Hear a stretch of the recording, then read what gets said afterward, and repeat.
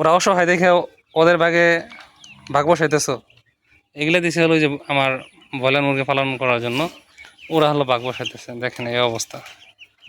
অনেকে এনে কী করে দেখা যাইতেছে সবসময় যে পানি দিয়ে রাখে, পানি দিয়ে রাখলে কী হবে, ওরা পানি অতিরিক্ত খেয়ে অনেক সময় স্টক করে ফেলে। আবার অনেক সময় দেখা যায় পানি দিয়ে শরীর ভিজিয়ে ফেলে, ভিজে ঠান্ডা লেগে মারা যায়।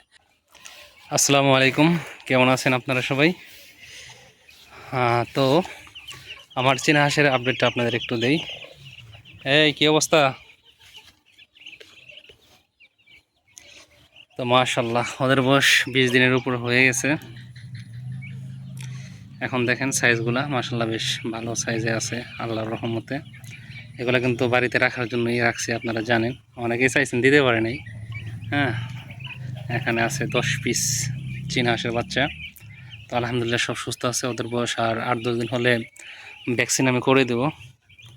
তো অনেকেই চীনা হাঁসের বাচ্চা নিয়ে এসে টিকাতে পারেন না, হাট থেকে নিয়ে আসেন শখ করে, টিকাতে পারেন না। এর অনেকগুলো কারণ আছে, তার মধ্যে বড় কারণ হলো সংগ্রহ করার সমস্যা। কারণ তুমি এই যে ওরা অসহায় দেখে ওদের ভাগ বসাইতেছো। এগুলো দিছে হলো যে আমার ব্রয়লার মুরগি পালন করার জন্য, ওরা হলো ভাগ বসাইতেছে। দেখেন এই অবস্থা। ওদেরকে দূরে সরিয়ে দিল।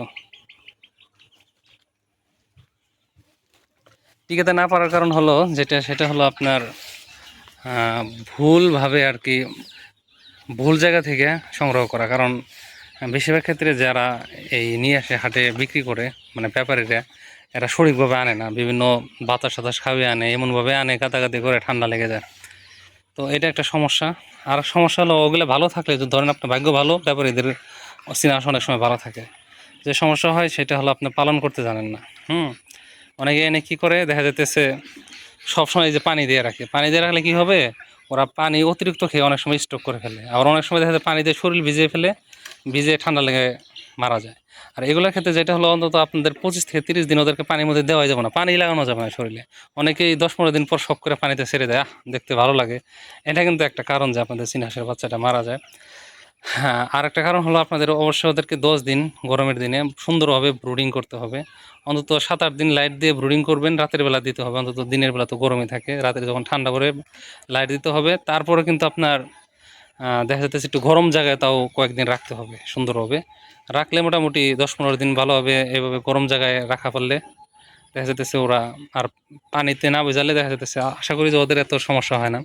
আর ওদেরকে যেটা করবেন, ওদের একটা বড় সমস্যা হয়, ঘাড় বেঁকে যায়, অনেকের ঘাড় বেঁকে যায়, পা লুড়া হয়ে যায়।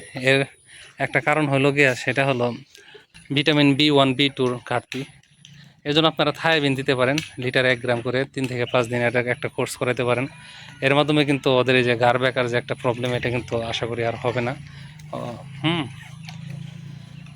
আর ওদের খাবার হিসাবে প্রথম দেওয়া উচিত হলো starter feed, broiler starter feed. অন্তত 10-15 দিন দিবেন, তারপর ধীরে ধীরে ফিরের সাথে অন্য অন্য কিছু মিশাবেন। অনেকে 1 মাস পর্যন্ত খাওয়াতে বলে, 15-20 দিন পর থেকে আপনি ভুসি বা অন্য অন্য খাবার ধীরে ধীরে অ্যাড করতে পারেন। আশা করি আপনাদের একটা চীনা হাঁস ইনশাল্লাহ মারা যাবে না। খুবই সংক্ষিপ্ত একটা ভিডিও করলাম। হ্যাঁ, মানে ভিডিওটা খুব বেশি বড় করব না। এটা শুধুমাত্র আর কি একটা প্রাথমিক আপনার ধারণা দিলাম। হ্যাঁ, আপনাদের যদি কোনো সমস্যা হয় তাহলে কিন্তু অবশ্যই আমাকে কমেন্টস করে জানাতে পারেন যে এই প্রবলেম হইতেছে। তো আমি আমার জানা জ্ঞান মতো আপনাদের হেল্প করার চেষ্টা করবো ইনশাল্লাহ। যাই হোক, ভিডিওটি আর বড় না করলাম। ধন্যবাদ জানাই সবাইকে যারা ভিডিওটি দেখলেন।